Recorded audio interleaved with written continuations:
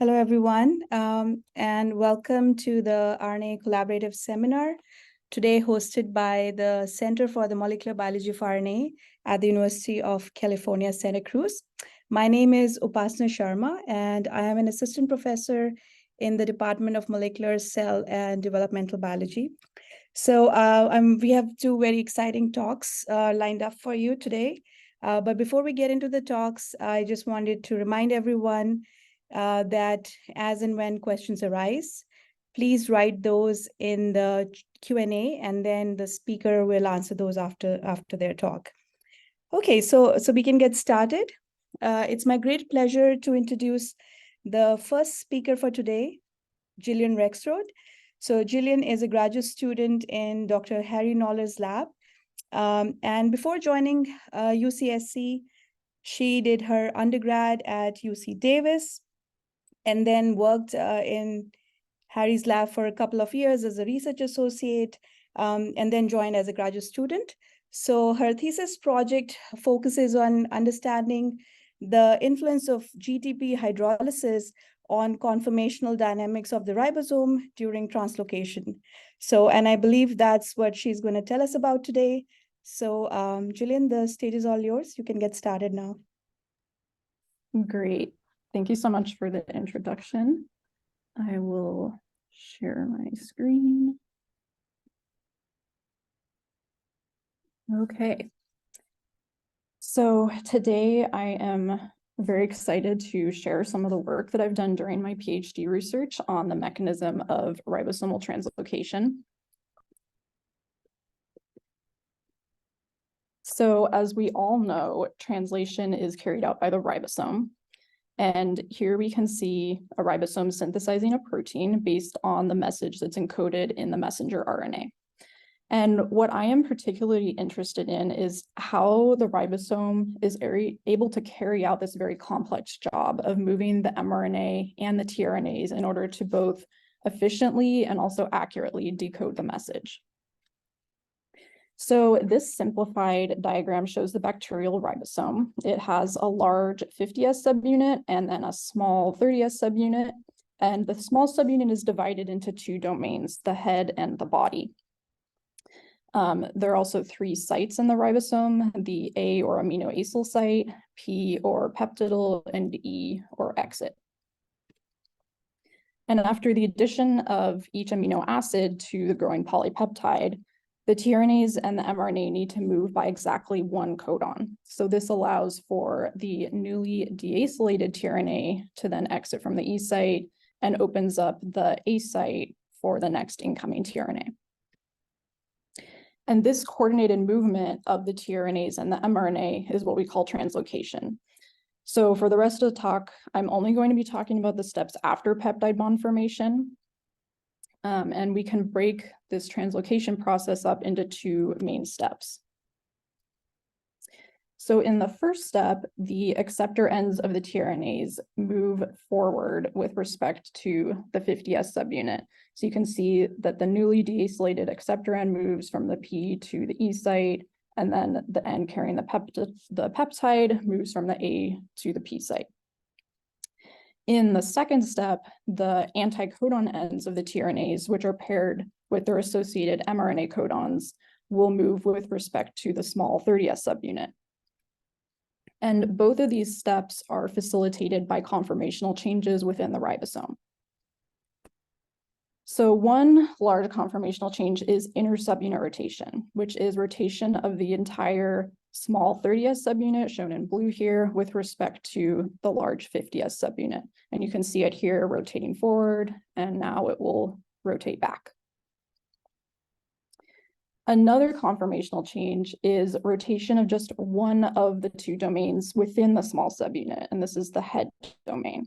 So you'll see it rotate forward in concert with the tRNAs moving, and then it rotates back without the tRNAs, which is needed in order to accomplish movement of the tRNAs in a productive way. So how do these conformational changes connect to the movement of the different ends of the tRNAs? So first, forward intersubunit rotation occurs as the acceptor ends of the tRNAs move forward on the large subunit. And then in the following step, the small subunit rotates back, and we call this reverse intersubunit rotation. In this same step, the head domain of the small subunit will rotate forward, and this is coupled to the movement of the anticodon ends and the mRNA. And it's important to note that once we reach this intermediate, the tRNAs and the mRNA have essentially completed their movement. So in this final step, when the head domain rotates back, it's more of just a resetting step. And we've been able to order these steps based on both kinetic evidence as well as a wealth of structural data that we've accumulated. So a final layer of detail to add is the contribution of elongation factor G, which is EF2 in eukaryotes. And EFG catalyzes translocation.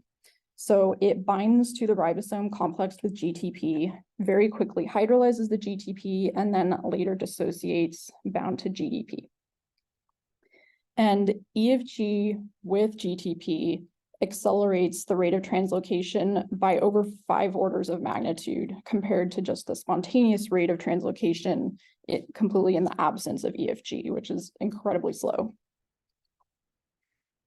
But interestingly, when GTP is replaced by a GTP analog that can't be hydrolyzed, such as caged GTP or GDPNP, translocation still proceeds at a very fast rate.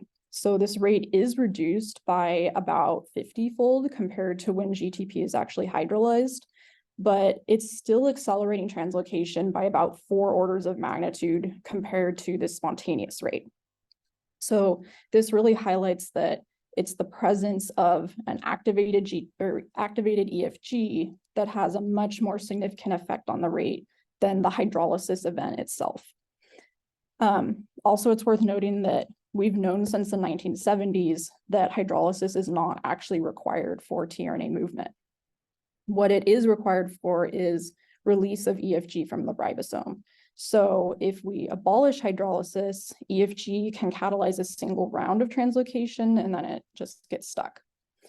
So this led us to ask, what is the point of GTP hydrolysis in ribosomal translocation? And the role of hydrolysis has been debated quite a bit in the ribosome field.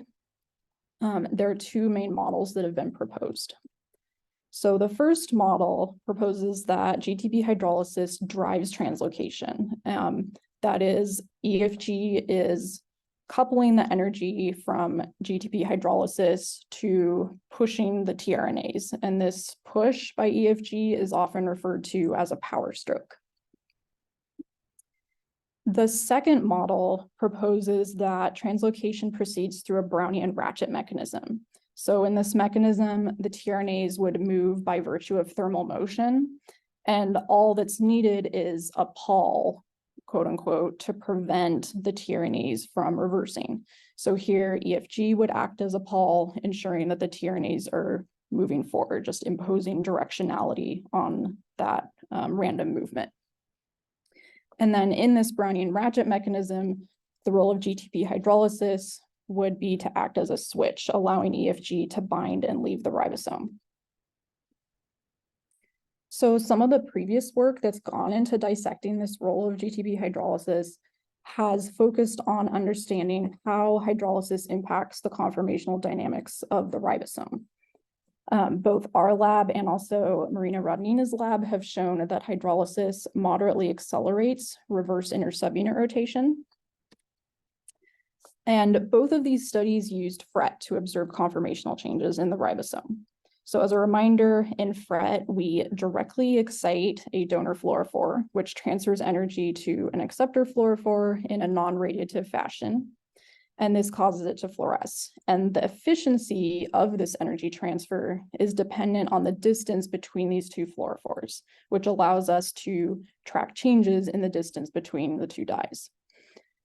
In this FRET pair, which was originally developed by Dmitry Ermolenko when he was a postdoc in our lab, the fluorophores are attached to ribosomal proteins S6 in the small subunit and L9 in the large subunit. So as the 30S subunit rotates, the distance between these fluorophores will change, which results in a changing FRET efficiency.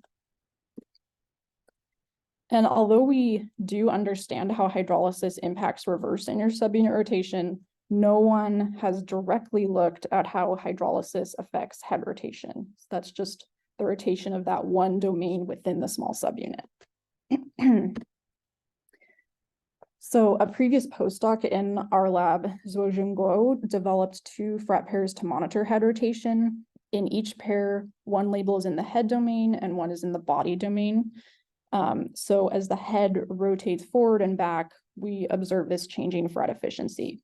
And these 2 pairs report on this same movement, but they're anti-correlated. So we'll just observe opposite fluorescence signatures. So to dissect the role of GTP hydrolysis, I used several GTP analogs, including the slowly hydrolyzed analog GTP gamma S, as well as 2 non-hydrolyzable analogs, GDPNP and GDPCP. And then I also utilized this mutant EFG H91L, in which the catalytic histidine residue is mutated, so it's unable to hydrolyze GTP. And all of these experiments were performed in bulk in a stop flow fluorimeter. In this setup, we have the ribosomes in 1 syringe, and they're bound with mRNA and just 2 tRNAs, which is enough for just a single round of translocation. And in the other syringe are EFG and either GTP or one of the analogs, which will catalyze translocation once these 2 are mixed. And the stop flow will rapidly mix them in this flow cell at time 0. And simultaneously, it'll begin exciting them and then recording the fluorescence emission. This is our actual stop flow fluorimeter. The ribosomes and the EFG are put into separate syringes, and then a burst of nitrogen causes this platform to move, which dispenses just a small amount from each syringe. This then mixes them in a flow cell, which you can't see here, and we start detecting the emission due to fret at time 0. And in all of these experiments, I'll actually be starting with this early translocation intermediate because this first step is actually spontaneous. The first thing I wanted to do was repeat the previous study from our lab in order to have kinetics for reverse inter-subunit rotation, just from my own hands, to which I could later compare the kinetics of head rotation. So in this plot, we see acceptor fluorescence plotted against time, and this we use as a readout for fret. And when EFG and GTP are added, we observe an increase in fluorescence due to reverse inter-subunit rotation. But when GTP is blocked or slowed with any of the analogs or the mutant, we still observe this increase in fluorescence just at a slower rate. And these rates are plotted on the right. So this is showing that GTP hydrolysis is not required for reverse inter-subunit rotation, but it generally modestly accelerates it. And this is in agreement with both of the previous reports from our lab and the Rodnina lab. And then next, I looked at head rotation, both forward and reverse. And again, we'll be starting with this intermediate. So when EFG and GTP are added, we observe this very rapid decrease in fluorescence that's due to forward head rotation, and then a slower increase due to reverse head rotation. And this is also shown in the inset over 500 milliseconds. Here is shown the raw data with an overlaid fit curve. From now on, I'll just be showing the fit curve. So over here, we're also looking at forward and reverse head rotation, but with the anti-correlated fret pair. So the phases have the same kinetics. We just see the opposite fluorescence changes as we would expect. When we then replace GTP with the slowly hydrolyzed analog, both the forward phase and the reverse phase were slowed. And then when we replace GTP with either of the 2 non-hydrolyzable analogs, we only observe this very slow forward phase, but no reverse phase, even when we're looking at a much later time point. And then similarly, when the EFG mutant that's GTPase deficient is used, the forward phase is still observed, but the reverse phase is abolished. And shown here are the rate constants for forward and reverse head rotation under these conditions. And to summarize, we showed that in general, GTP hydrolysis moderately accelerates forward head rotation, but it's not required. And then surprisingly, under every condition where hydrolysis is abolished, reverse head rotation was also not observed. And this indicates that hydrolysis is essential for reverse head rotation. So a key takeaway is that this means that every rotational movement during translocation can proceed without hydrolysis, except for this one, which is one of the last steps in the sequence. So how does this change how we think about the role of GTP hydrolysis? Just to summarize again, we showed that these two conformational changes that are occurring during the movement of the tRNAs and mRNA are both accelerated by hydrolysis, but it's reverse head rotation that requires it. Also, it's been previously shown that hydrolysis is required for EFG to dissociate from the ribosome. So one immediate takeaway, thinking back to those two models I discussed, is that our results are consistent with the model where GTP hydrolysis is acting like a switch, allowing EFG to bind and dissociate. And then these results do not support the model of hydrolysis driving translocation, since it's needed at this later step, whereas translocation is happening back here. What else can we take away? So one thing that's noteworthy is that although GTP is hydrolyzed immediately once EFG binds, it's not actually required until much later. So you might ask, what is keeping EFG on the ribosome after GTP is hydrolyzed, and why does it need to stay there? And this led us to our current model. So first, EFG binds the ribosome and hydrolyzes GTP very quickly. In the next step, the tRNA and the mRNA need to move together, but they're only held together by 3 base pairs. So during this time, they're particularly vulnerable to frame shifting. And based on both structural and biochemical evidence, we know that EFG stabilizes this duplex formed by the mRNA codon and the tRNA anticodon in order to prevent frame shifting. So it's critical that EFG stays on the ribosome to escort this duplex during this time in order to prevent a frame shift. Once this intermediate is reached, we are proposing that there is a checkpoint to ensure that the tRNA and the mRNA have translocated by a full codon. And we believe that some event in the ribosome may sense this completion of movement and then trigger release of the free phosphate that's left over bound to EFG from hydrolysis. And then this would allow EFG to dissociate. And then this dissociation may allow the head to rotate back, explaining why both of these events require hydrolysis. So we propose that GTP hydrolysis is actually used to enforce translocation fidelity rather than to drive tRNA movement.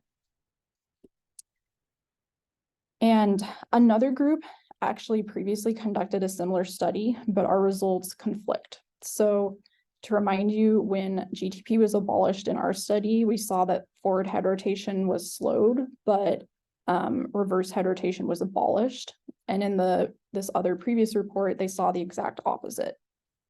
So thinking back to those two models again that were debated, this other group's results would lead you to believe that hydrolysis would be needed for moving the tRNAs to their final positions, since this forward phase is, this forward head rotation is happening during that movement.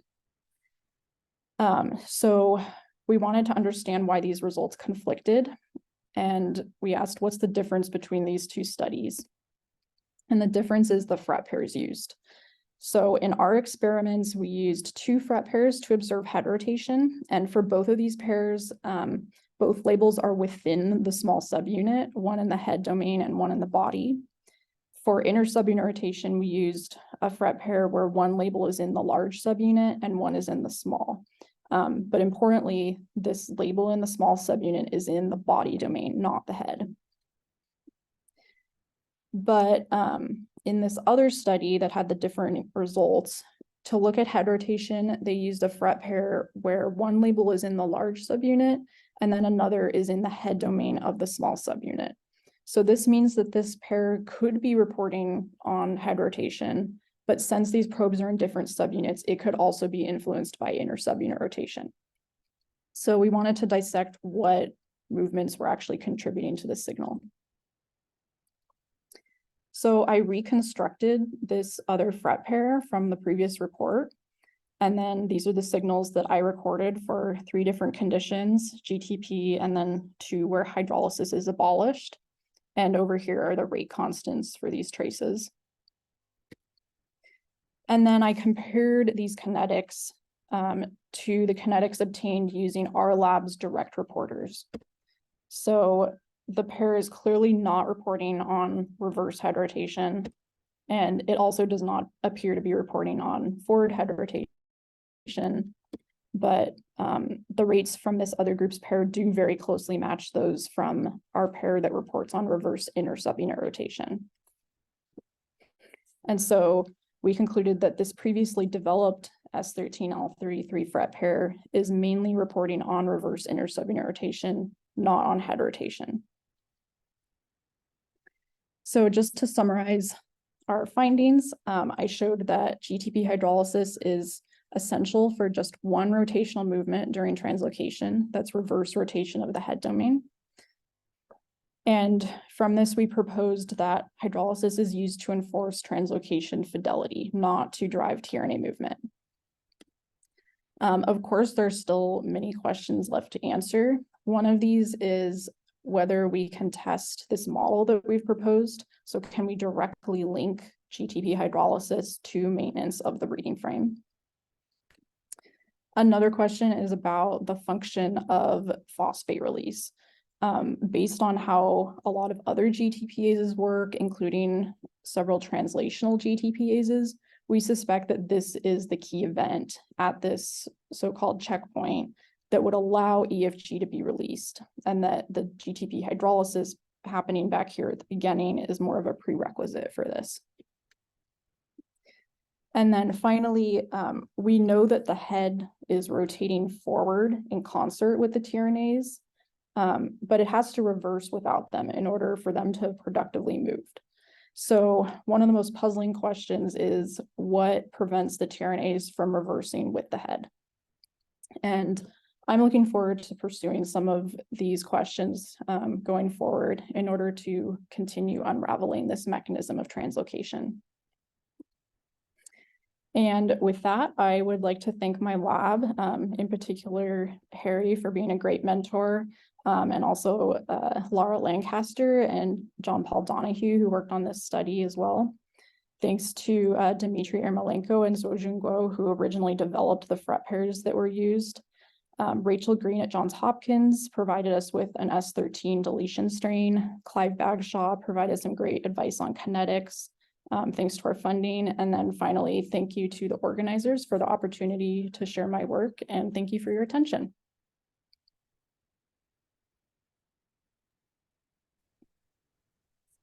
Great, thank you so much for an excellent talk, Gillian. And a reminder that please write your questions in the Q&A. And until we get some questions in, I'll get started. So this was very interesting. So it looks like there's this checkpoint to regulate any translational reading frame shifts. And are there other factors which also regulate this, other mechanisms involved in such kind of regulation, such checkpoint? So not at this exact point, but we do know that a lot of the other translational GTPases are involved with fidelity. So for example, EFTU is involved with selecting the right tRNA during accommodation, which would be important for, synthesizing the right protein and also potentially avoiding a frame shift. IF2 is responsible for helping to initiate on the right start codon to set the reading frame at the beginning. And also RF3 is potentially involved in like a post-translational quality control sort of mechanism. So there's definitely evidence out there that many of the translational GTPases have somewhat similar roles in fidelity. Interesting. And kind of looks like, especially from the two contradictory studies, choosing the right FRET pair makes a lot of difference. Are you also planning to expand to test some other pairs as a future direction? Not at the moment. We're not planning to test any other FRET pairs, but it definitely was a key thing to see that FRET pairs can be just very sensitive to the environment, and then designing them correctly is really key to getting to reporting on the movement that you're intending to. Yes, great. Okay, so I don't see any further questions. So I think in the interest of time, we will move on to the next talk. But if you still have any questions come up, please write them in the Q&A and Gillian can answer those via chat as well. Okay, so with that, now we'll move on to our second talk by Dr. Jeremy Sanford. So Jeremy is a professor in the Department of Molecular Cell and Developmental Biology here at UCSC, and a very active member of our RNA Center. So for today's talk, Jeremy is going to tell us about a very exciting effort that he initiated at UCSC to expand research opportunities for our undergraduates. So he will talk about the project that stemmed from this undergraduate curricular, where the students are investigating the role of pathogenic variants in pre-mRNA splicing defects. So that sounds very exciting, and I'm looking forward to the talk. Jeremy, the stage is all yours. Thank you, Upasna. It's great to be here. Let me just turn these guys on.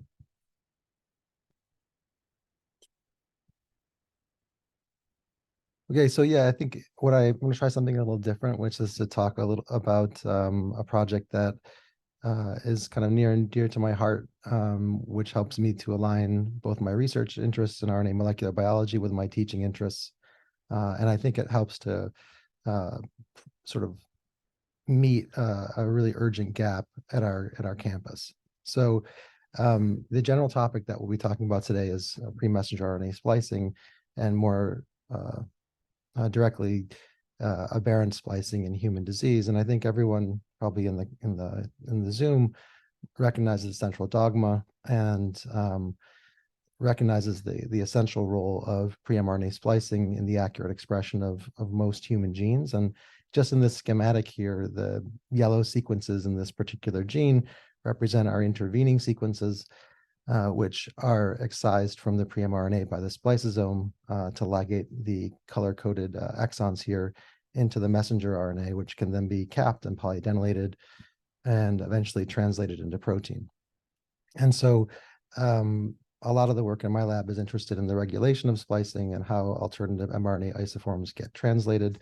But the project that I'll tell you about today is really much more focused in identifying cis-regulatory elements that control splicing, and also how those go wrong in human inherited disease contexts.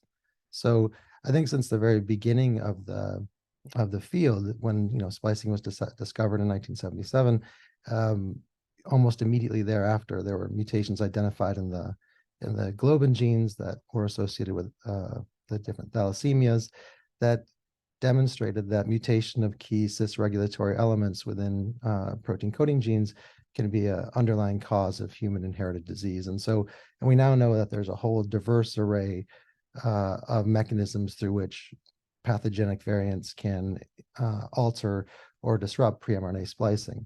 And there's a very large body of research and research activity focused on trying to understand how many variants and what are the sequence hallmarks of these variants, and how can we predict more accurately from genomic sequence whether or not a variant is going to impact splicing.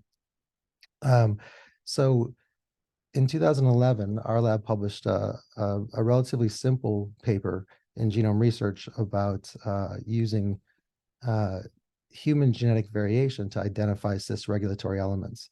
And this was a fairly simple-minded approach that built on two distinct data sets that had been recently published. One was the 1,000 Genomes Project, which consisted of a very deep catalog of human genetic variation.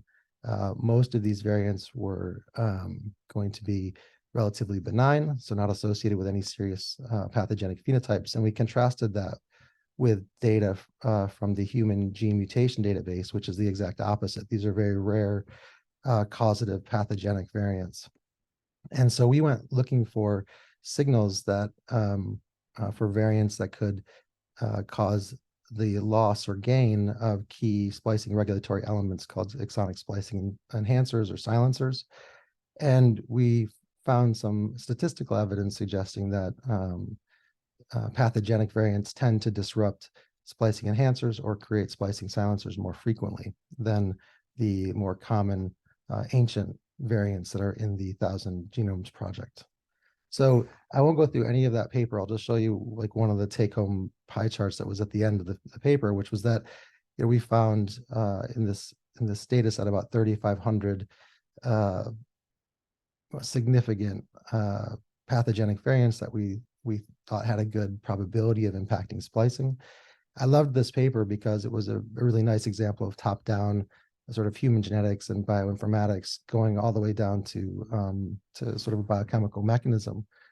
In that paper, we tested a total of 5 different genetic variants using reporters and performed RNA affinity chromatography and found transacting factors that could interpret these sort of exonic splicing silencers, and then showed that by knocking those factors out, we could rescue splicing of our reporters.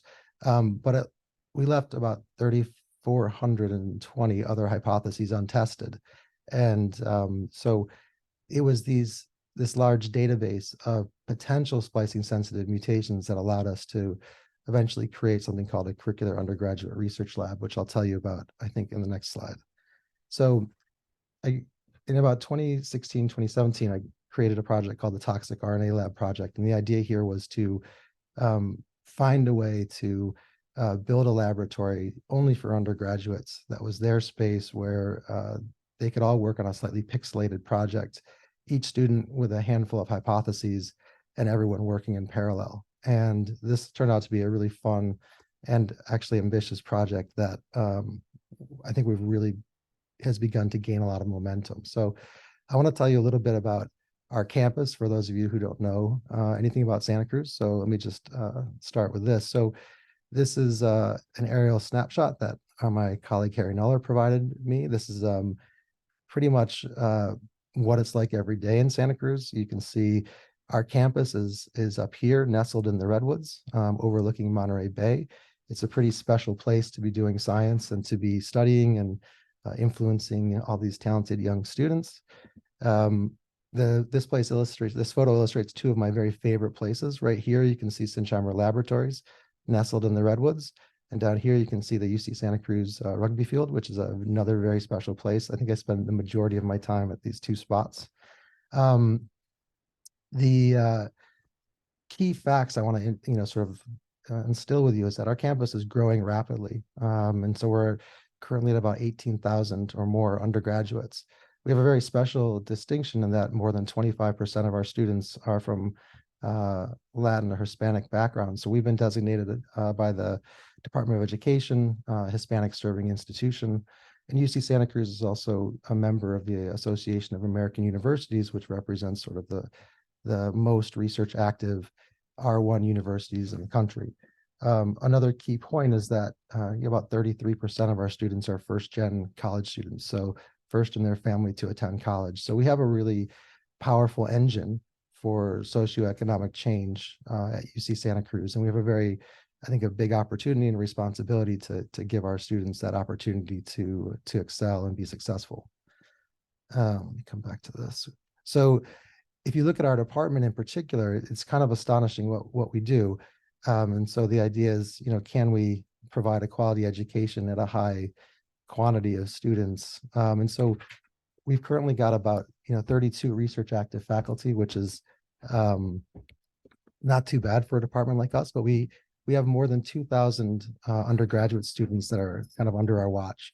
60% of them are women, almost 50% are first gen, and 34% are from underrepresented groups. So we're slightly enriched for first gen and URM students. And I think this reflects the fact that, that biotechnology and medicine is a really big component of the California economy. And I think students recognize that as a particularly important pathway to get on. We're graduating, well over 500 majors a year, which is pretty astonishing. The thing that really gets me is that it's very difficult with 32 active faculty doing research to find opportunities for our undergraduates to do valuable undergraduate research. I think if it hadn't been for my experience as an undergraduate getting into labs and being able to visualize myself as a scientist, I don't think I would be doing what I'm doing today. I'd probably be flipping burgers or selling cars or something.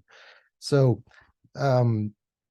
it's a real challenge every year to turn down 60 or 70 emails from really enthusiastic students asking for experience.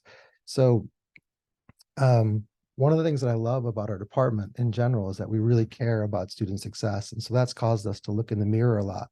And so the next couple slides just illustrate the scope of our problem. Firstly, this is sort of a student fate map of a cohort of students that came in 2012. The data looks largely the same today, but it looks at the proposed life scientists, which you can see in this upper portion on the left, and what is their fate. And the key things I want you to take note of is that really only 54% of these students graduate within 4 years, and more depressingly, 26% seem to leave the university within the first 2 years. If you look at students from underrepresented groups, those numbers are even worse. So 33% graduate in 4 years, and 33% leave the university. So that's pretty lousy.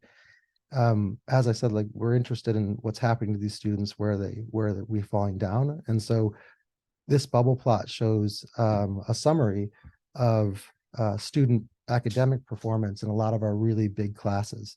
And so this is our entire sort of STEM curriculum. This is work done by John Tampion in our department. And what I want you to take note of in this plot is there's a lot of classes. The bubbles are big. That corresponds to how large these classes are. And what we've done in this particular plot is to disaggregate our data based on ethnicity. So we're comparing Caucasians and Asians versus Hispanic students. And what I want you to take note of is that in many of these very big, large lecture classes like Biology 20A, our introductory molecular biology class, or Chemistry 1A, you can have as much as a full grade point average difference in performance. And so that's really problematic.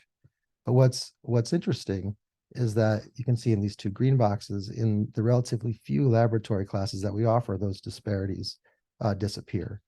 And so I was really struck by this data, and at about the same time, had the opportunity to attend a scientific and teaching workshop at HHMI, and was exposed to this idea of curricular undergraduate research.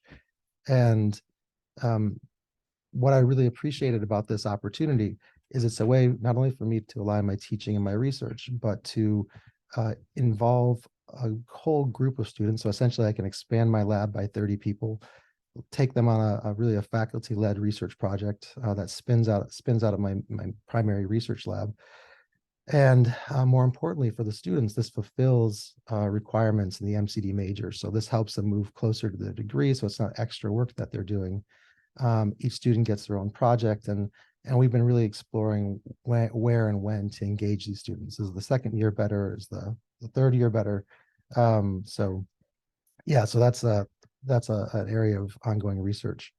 So I want to tell you about a project. This was done by the first cohort of students that came in 2017. And this group of students focused on the F8 gene, which is a gene that's associated with the clotting disorder hemophilia A. And this first cohort of students modeled 97 different hemophilia A causing mutations in about 11 different F8 exons. And I'll show you a little bit about this, and kind of in a sort of not surprising experience for most of us. for most of these students, the vast majority of their mutations had no impact on splicing, which is sort of invalidated our predictions on some exons, but on a few, they were very, very sensitive. And so students dubbed these exons that were splicing sensitive as being fragile exons. So just to give you a sense for what the students do in the lab, they use the beta globin reporter sort of constructs, or where you've got a duplication of exon 2 from the globin gene shown here in dark gray, and they introduce a chunk of their favorite pre-mRNA, so in this case an exon from F8 with its flanking intron sequences into this plasmid-based reporter. They sequence validate that, and then they use overlap PCR reactions to create point mutations and site-specific, do site-directed mutagenesis. And so I favor this approach because it's a lot of molecular biology, and it gives the students a lot of opportunities to learn some of the fundamental techniques in the lab. The students wind up testing a really simple experimental paradigm. The null hypothesis here is simply that the mutation has no impact on splicing, whereas the alternative hypothesis is that the mutation does impact splicing. Sorry about that little. Sorry, I'm at a friend's house. So, yeah, the alternative hypothesis is that the mutation does impact splicing. They're analyzing these reporter activity by RT-PCR after transfection into cells. And so they are simply comparing the appearance of two different mRNA isoforms. So this is one of the exons from F8 that was particularly sensitive. This is F8 exon 16. And what you can see here is our wild type reporter, shown here in lane 3, splices very efficiently. There's only a single product corresponding to this exon included size. The other lanes correspond to specific mutations from patients, and many of them induce exon skipping. You can see that this A33G mutation in lane 18 is probably the most pathogenic variant, and we use this as a model to try to understand what makes this exon so fragile. So those are some examples. Okay, and so the first thing that we wanted to do was to use antisense oligos to ask if we could rescue aberrant splicing of the F8 A33G mutation in exon 16. And to do this, we synthesized a bunch of 18mers that had 2'-O-methyl modifications, as well as phosphorothioate substitutions in the backbone.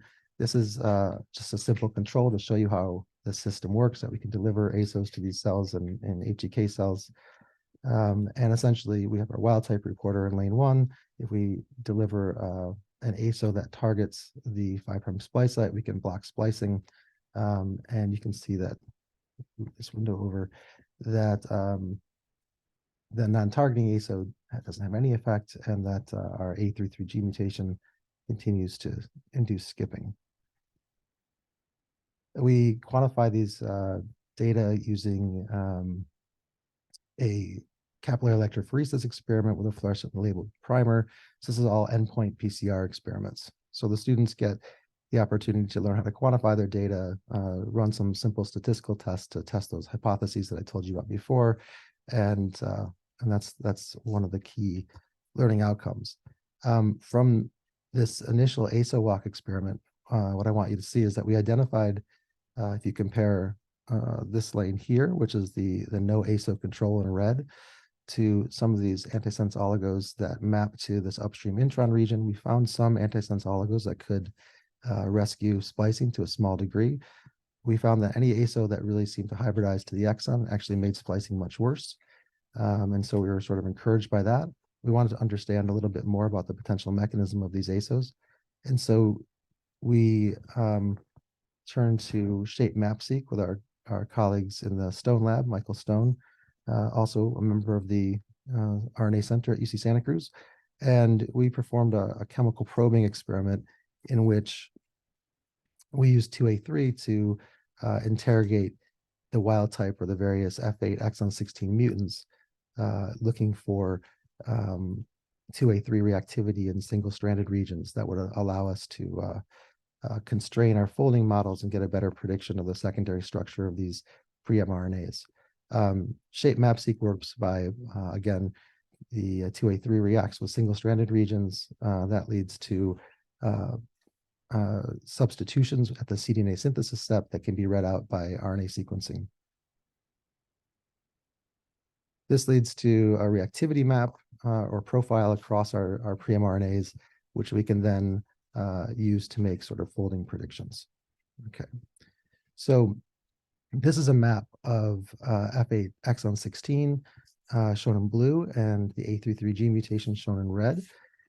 And what you can see is that largely the maps are pretty similar. There are some regions where you can see a little more red and a little more blue, but largely the profiles are pretty similar. The arc diagram at the bottom shows you shared features. These are base pairing interactions that are the same between the wild type and the mutant.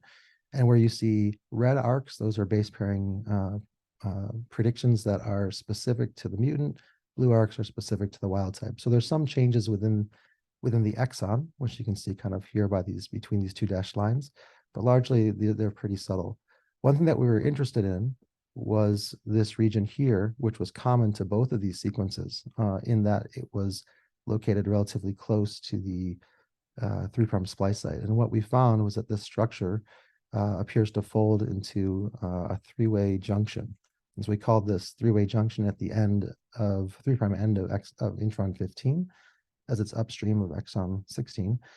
And this three-way junction seems to encapsulate or occlude the branch point sequence in the polypyrimidine track. And so we're very intrigued by the idea that maybe this functional element is playing a role in weakening the splice site, because it sequesters essentially these key features of the pre-mRNA. More interestingly, the ASOs that had the maximal impact on splicing all seem to hybridize, or all hybridize to this particular region. And so our prediction is that ASOs 55 to 72, 73 to 90, and 91 to 108 rescue splicing by increasing the accessibility of the polypyrimidine track and potentially the branch point. So we hypothesized that perhaps if one ASO has a modest impact on splicing, perhaps using all three to completely open up that structure might fully rescue splicing. And so you can see in this agarose gel shown over here that when you look at the wild type sequence, you can see that adding in 5' splice site ASO blocker, just as before, that causes this guy to be skipped. If you look at our mutant, in the absence of any ASOs, you can see we have strong exon skipping in lane 5 and 6. If you add in increasing numbers of ASOs, so in this case, all three ASOs in lane 6, we can fully rescue splicing of the mutant. So it looks very similar to the wild type. So to ask the question, does those particular ASO combinations, do they increase the accessibility of the polypyrimidine track? We repeated this shape map seq experiment, or this chemical probing assay, in the presence or absence of ASOs that target that three-way junction. And so in blue, you have reactivities in the presence of ASOs, and in pink, in the absence of ASOs. And so what we're looking for here is when we add the antisense oligos, we're looking for suppression of signal. And so you can see the ASOs hybridize to regions sort of 55 to 72 and 73 to 90. And you can see that there's very little blue signal there, suggesting that what little reactivity there was in that region is sort of squelched by the ASOs. Conversely, you can see that in the presence of antisense oligos, 55 to 72 and 73 to 90, that there's an increase in reactivity within the polypyrimidine track. And so this suggests that the polypyrimidine track is more accessible, more single-stranded, and potentially more available to the splicing machinery. So the other thing that we noticed is that at the sort of the top, the apical sort of stems of this three-way junction is putative H&R and PA1 binding sites. And so we hypothesized that H&R and PA1 may also be involved in this process, and perhaps the ASOs are antagonizing A1 activity. And so in this experiment, we simply used the wild type splicing reporter And you can compare lane 1 to lane 4. This is essentially in the presence of endogenous levels of A1 or overexpression of HNR and PA1 this is a T7 tagged HNR and PA1 expression construct. So, and we're blotting for T7 in this Western blot. But what you can see is that A1 does indeed induce exon skipping. Compare lane 1 to 4 in this RT-PCR reaction. And then if we use that ASO trio, we can essentially, if you compare lane 3 to lane 6 or lane 4 to lane 6, you can see that we completely rescue or attenuate the effect of HNR and PA1 overexpression. So these data suggest that there's possibly two different distinct mechanisms happening that may be working together. The oligos may be opening up the structure as well as masking HNR and PA1 binding sites within the three-way junction.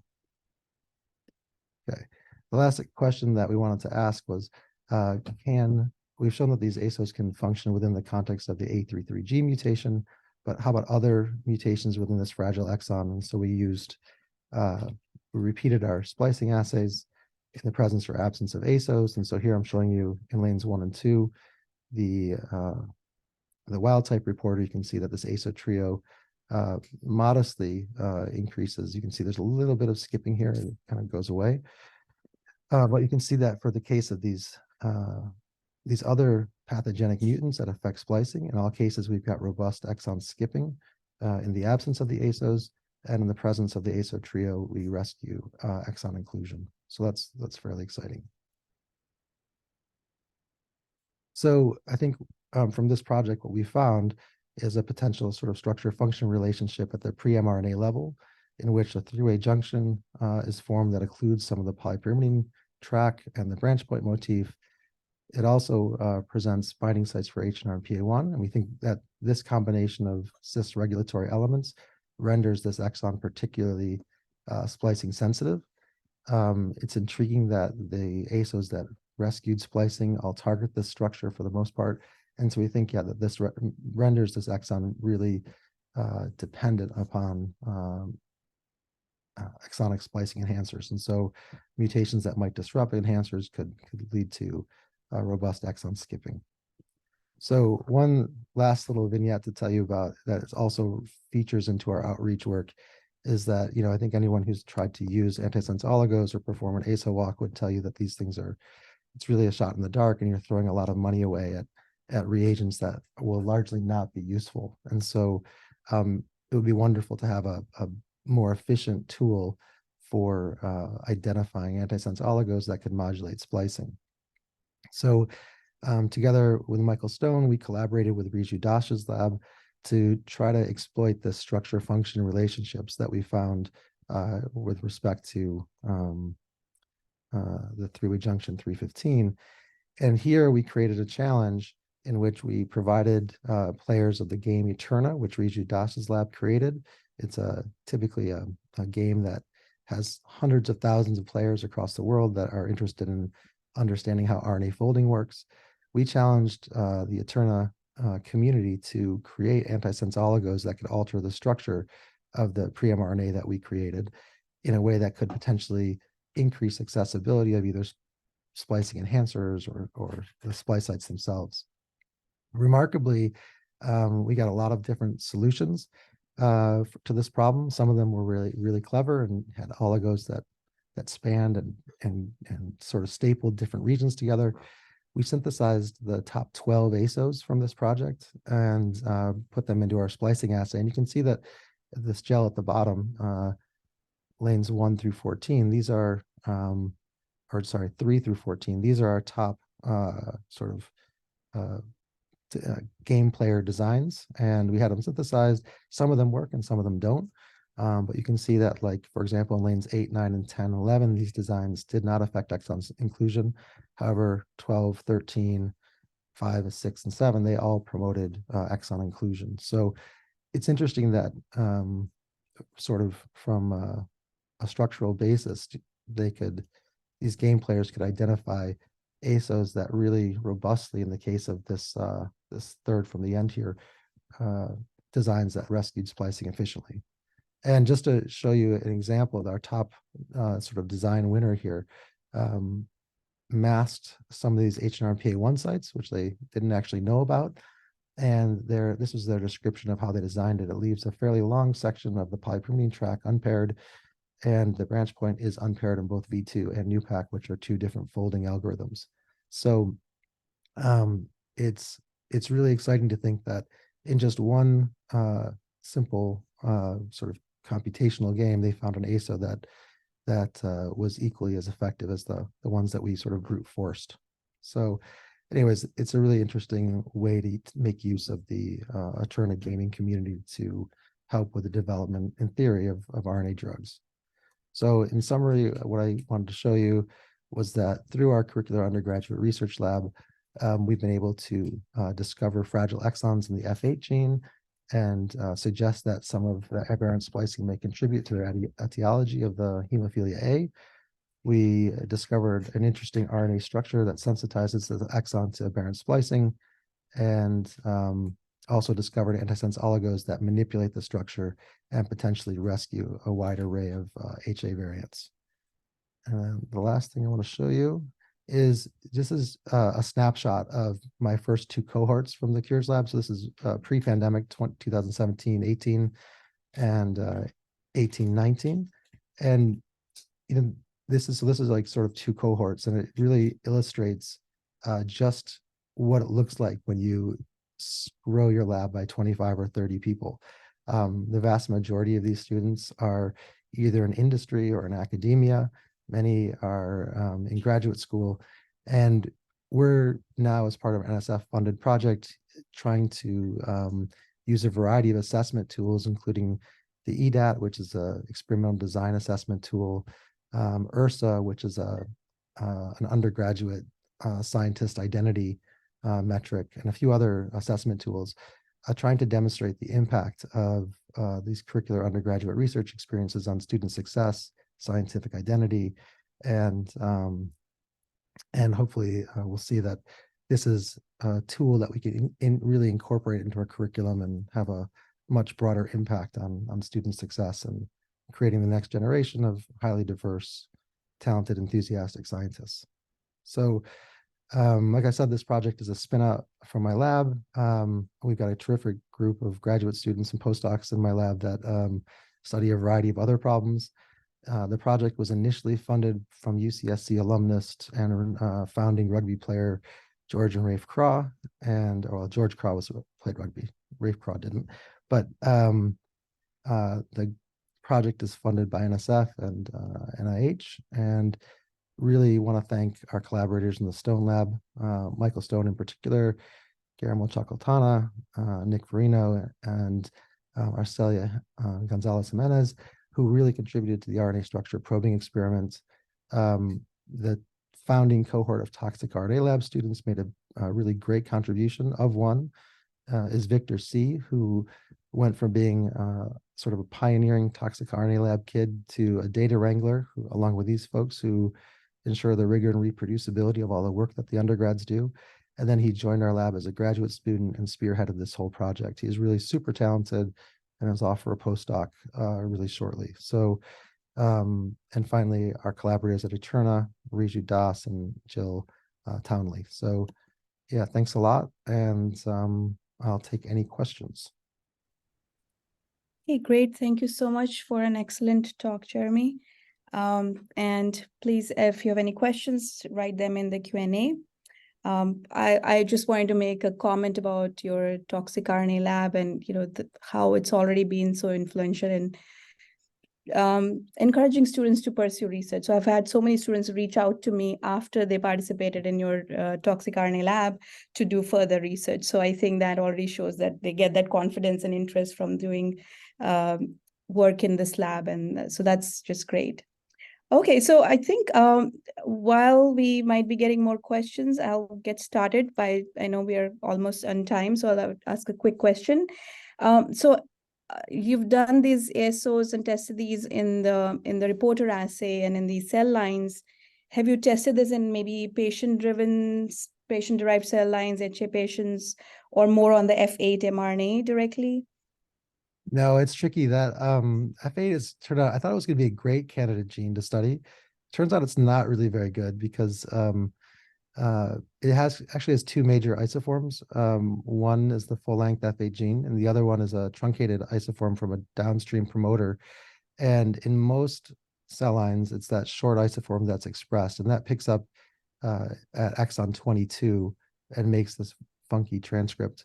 So we don't have really access to any cell lines that express robust F8, and we've been searching for one. So if anyone has one, that would be great.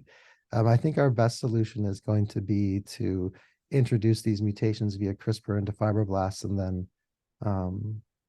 then engineer iPS cells. But that's a whole nother project. So That'll be exciting though. Yeah. Cool. I guess I don't see any questions in the chat. So I think and we're above our time limit. So I'll thank both the speakers for the wonderful talks and all those who tuned in. And we'll see you at the next collaborative seminar. So thank you, everyone. Bye. thank you, Upasna. Thanks.